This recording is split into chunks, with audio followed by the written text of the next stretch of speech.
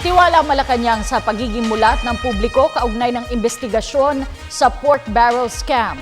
Nagsalita ang palasyo sa report na tila nasasayang lamang ang panahon at pera sa investigasyon dahil nauuwi umano ito sa personalan. Paliwanag ni PCOO Secretary Sunny Coloma, batid ng mga opisyal ng pamahalaan ang kanilang pananagutan sa publiko, partikular na sa paggamit ng pondo ng bayan. Makikita naman anya ito kung bibigyan pa sila ng mandato ng taong bayan na manungkulan sa nalalapit na halalan. Pero naman pong accountability ang mga mambabatas, meron ding accountability ang mga kagawad ng administrasyon na nagsasagawa ng mga pagsisiyasat na yan. Batid po namin na sa bahagi ng ehekutibo, ginagawa po ng ating mga opisyal ang nararapat na ayon sa kanilang sa mandato posisyon.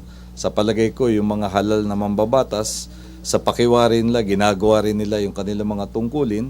Kaya't malalaman naman po ang katotohanan pagdating ng halalan. Kung hindi payag ang mga tao sa kanilang ginawa, hindi sila iboboto.